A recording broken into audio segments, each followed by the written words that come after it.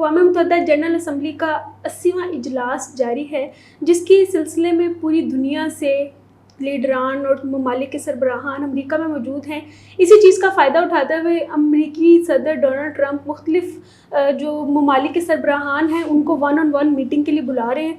اسی سلسلے کی ایک کڑی تھی شہباز شریف کے ساتھ ملاقات، اور شہباز شریف اکیلے موجود نہیں تھے بلکہ ان کے ساتھ عاصم منیر بھی موجود تھے۔ ملاقات تو ہو گئی 1 گھنٹے 20 منٹ کی، لیکن اس سے بھی زیادہ جو دلچسپ بات ہے وہ ہے صدر ٹرمپ کے کوٹ پر لگے ہوئے امریکی جھنڈے کے ساتھ ایک F-22 رپٹر طیارہ چھوٹا سا، جس کا انہوں نے ایک وہ بیچ لگایا ہوا تھا، جو کہ بہت سے سوالوں کا جواب مانگ رہا ہے۔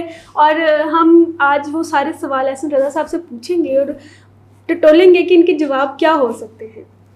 ٹھیک ہے سر، آپ کیسے ہیں؟ آپ ٹھیک ہیں؟ آپ تیار ہیں ان سوالوں کے لیے؟ نہیں، یہ ٹرمپ صاحب کا پتہ نہیں وہ کس نے، وہ لگتا ہے میلانی نے کوئی شرارت کی ہے کہ وہ عاصم منیر آ رہے ہیں اور شہباز شریف آ رہے ہیں اور مودی نہیں آ رہے، تو انہوں نے کوئی اس طرح کا وہ ساتھ وہ کر دیا ہے۔ تو یہ ٹرمپ کی باتیں تو ٹرمپ ہی جانتے ہیں، لیکن اس سے میٹنگ سے پہلے انہوں نے جو رپورٹر سے باتیں کرتے ہوئے کہا کہ جی میں بہت پرجوش ہوں کہ مجھے جو ہے نا great leader of Pakistan, great prime minister of Pakistan, نام نہیں لیا، پتہ نہیں ان کو نام یاد نہیں رہتے میری طرح، تو اور great field marshal, he is great man, great personality, تو وہ مجھے ملنے آ رہے ہیں، تو میں بہت پرجوش ہوں۔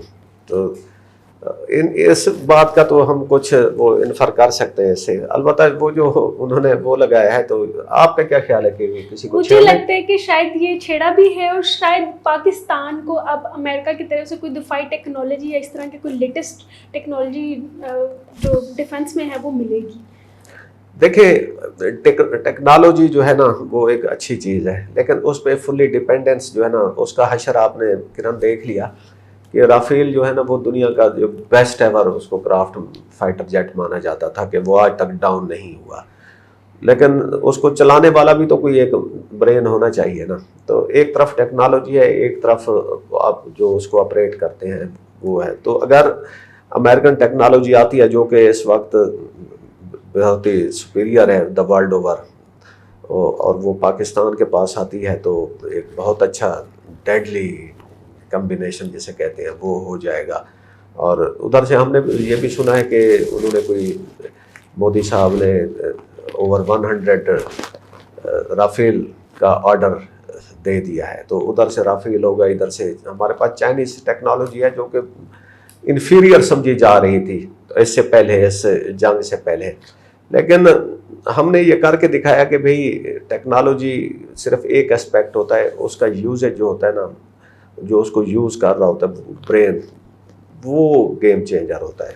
تو اس رافیل کے گرانے کے بعد چائنیز ٹیکنالوجی کی جو ورلڈ اوور مارکیٹنگ ہے وہ بہت زیادہ ہوئی ہے۔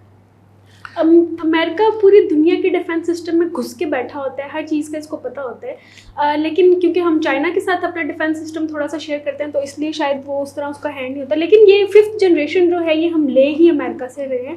اگر پاکستان انٹرسٹ ہے یہ 5th جنریشن لینے میں تو کیا امریکہ اس بات پر راضی ہو جائے گا؟ نہیں، مجھے نہیں لگتا کہ ہم نے صرف اس ٹیک سے سارا یہ وہ کر لیا ہے۔ امریکہ ٹیکنالوجی ٹرانسفر میں بہت محتاط ہے، اور جب وہ ٹرانسفر ہوتی ہے تو اس کے اوپر بہت اسٹرکٹ قسم کی ٹرمز اینڈ کنڈیشن لگائی جاتی ہیں۔ انہوں نے گلف کنٹریز کے ساتھ بھی معاہدے کیے ہوئے ہیں، قطر کے ساتھ ان کا یہ ڈیفنس سیکیورٹی کا ایگریمنٹ ہے، سعودی عرب کے ساتھ ہے، تو وہاں پہ اب وہ میزائل کو نہیں روک سکے، ایک میزائل سٹرائک کو، تو اس لیے ہم اگر کہہ لیں کہ جی وہ جو 5th جنریشن ہے اور وہ آپ کے لیے ایک ون ونڈو سلوشن ہے، تو ایسا نہیں ہے۔ اگر آ بھی گیا تو امریکہ جو ہے نا وہ ٹائم ٹو ٹائم آپ کو بہت تنگ کرتا ہے، کیونکہ اس کی آفٹر سیل سروس اور سپیئر پارٹس کے ایشوز پہ ابھی ہمارے پاس جو F-16 ہیں وہ کچھ گراؤنڈ ہو چکے ہیں، کیونکہ امریکہ نے ان کے جو سپیئر پارٹس پہ کے ٹرانسفر پہ بین کیا ہوا تھا۔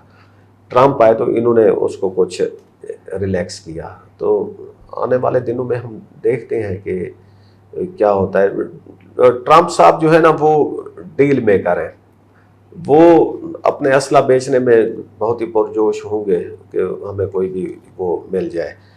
اس سے پہلے انہوں نے پاکستان کو بالکل سائیڈ لائن کیا ہوتا جو پریویس ایڈمنسٹریشن تھی بائیڈن کی, یا ایون پہلے جو ٹرمپ کا پہلی ٹرم تھی, انہوں نے زیادہ تر انڈیا کو وہ اسٹرینتھن کر رہے تھے اور اس کو چائنا کے مقابلے میں ایک پاور کے طور پہ لا رہے تھے. اب اچانک کیا ہوا کہ یہ مئی کی جو جنگ تھی اس کے بعد بہت ہی حالات تبدیل ہو گئے ہیں. تو پاکستان جو ہے نا یہ اب امریکن کیمپ میں ہے, پاکستان چائنیز کیمپ میں بھی ہے. تو ادھر سے جو انڈیا ہے, ہو سکتا ہے کہ آنے والے دنوں میں ہم دیکھیں کہ جو انڈیا ہے وہ چائنا کے ساتھ کوئی ڈیفنس ڈیل کر رہا. رجب طیب اردوغان بھی موجود تھے امریکہ میں, اور انہوں نے کہا کہ امریکہ کے ساتھ مجھے بڑا اچھا لگ رہا ہے. تو یہ پاکستان اور ترکی کے ساتھ بھی جو دفاعی معاہدے ہیں اس کے اوپر بھی بہت نظر ثانی رکھی جا رہی ہے, خاص کر F-16 اور F-35 کے طیاروں کا جو دفاعی معاہدہ ہے اس پر بھی. ترکی پاکستان کا پارٹنر ہے. ترکی واحد ملک ہے جس نے پاکستان کی, جب انڈیا کے ساتھ کلیش ہوا تو ترکی نے کھول کر پاکستان کی حمایت کی. ترکی کا مضبوط ہونا ایک پوری امہ کے لیے بھی ایک اچھی نیوز ہے, اور ریجن کی اسٹیبلٹی کے لیے بھی ایک بہت اچھا اقدام ہوگا. اگر ترکی مضبوط ہوتا ہے تو پاکستان مضبوط ہوگا. ترکی کے امریکہ کی ٹیکنالوجی ٹرانسفر ٹو ٹرکی, اس کے جو پراسپیکٹس ہیں وہ مجھے زیادہ لگ رہے ہیں ایز کمپیئر ٹو ہمارے پاکستان کے. ہم تو امریکہ سے زیادہ ابھی اتنی وہ مانگ رہے ہیں کہ جی وہ IMF سے ہماری جو ڈیل ہے وہ اس کو سموتھلی کرا دے. امریکن انویسٹمنٹ آ رہی ہے ہماری مائنز اینڈ منرل میں, تو اس میں کچھ زیادہ انویسٹمنٹ ہو جائے. ساتھ ساتھ اگر یہ ڈیفنس ڈیل کوئی ہو جاتی ہے تو وہ بھی اچھا ہو. یعنی کہ آپ کہہ رہے ہیں کہ یہ سارے جو ملاقات تھی اس میں جہاز کا مطلب بالکل بھی انڈیا کو ٹیز کرنا نہیں تھا. یہ ملائنی نے کوئی شرارت کیا, انہوں نے لگا دیا ہوگا. باقی ایسے ویسے کوٹ پہ لگ تو اچھا رہا تھا نا ان کے اس کلر کے ساتھ بہت ہی.